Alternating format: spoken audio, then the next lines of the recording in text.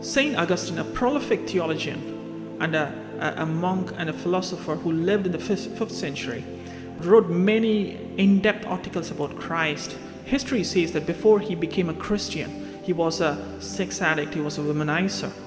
One day after he became a Christian, he was walking past a busy road, and this woman that he was having an affair in the past, she walked past, and Augustine didn't mind her. He just went on his way. This woman was very surprised, and she looked back and said, "But Augustine, it is I." And he looked back and said, "I know, it is not I." You see what happened to Augustine's life here? His direction of thinking has changed. His passion has changed. He's now thinking about Christ. His passion is on Christ. And we need to learn to replace our passion for our habits, whatever that is attracting us, and replace that passion with a passion for Christ. David said in Psalms 27, "One thing I desire of the Lord, that I will seek after, that I may dwell in the house of the Lord all the days of my life, to behold the beauty of the Lord and to inquire him in his temple." Let me explain what David is saying here. Psychologists say that we keep thinking about a dominant need or want every 6 to 8 minutes. For example, if you don't have a job, wherever you go and whatever you do, every 6 to 8 minutes, you keep thinking about job automatically. If you're getting married in a few weeks, from the moment you wake up, every 6 to 8 minutes, you keep thinking about your marriage.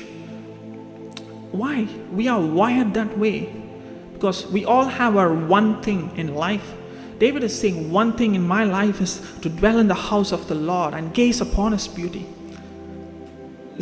I talked about St. Augustine later on in his life. In one of his articles about Christ, he said this: all of us have good things in our life. We love them and we desire them.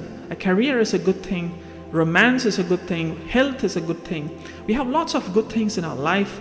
Augustine says in his article, when something which is finite becomes one thing, in other words, that when all these good things become one thing, we naturally gaze on them, we seek them, we desire them.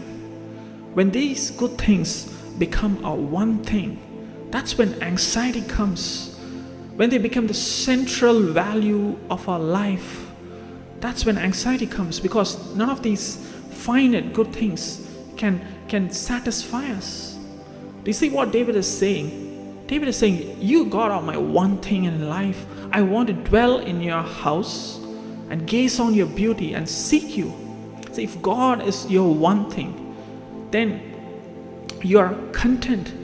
You rest in God, and you're fearless and you're unshakable. We need to learn to dwell in the house of the Lord and seek him and gaze his beauty. Paul wrote that you being rooted and grounded in Christ's love may have power to comprehend the love of Christ. See, the word Paul used for grounded means resting on a foundation. Paul is saying our life should be founded and grounded upon Christ's love.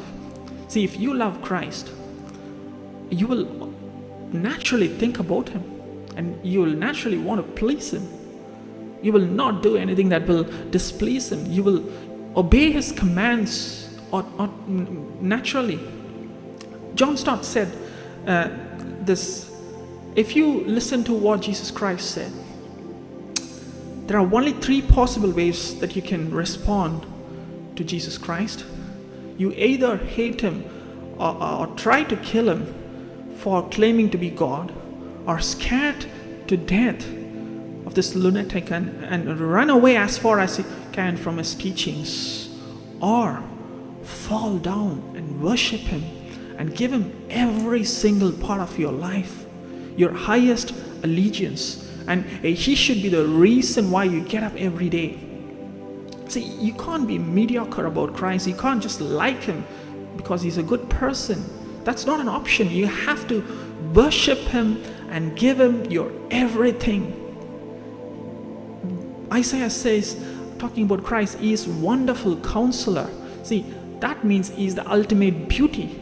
You can't just take Him out of your mind. If you think about Christ, if you understand what Christ has done for you, you naturally start worshiping Him. You keep thinking about Him. Your passion should be Christ all the time. And this is how we put on the new self and leave the old habits behind in this new year by gazing at Christ and dwelling in His temple, in His presence every hour.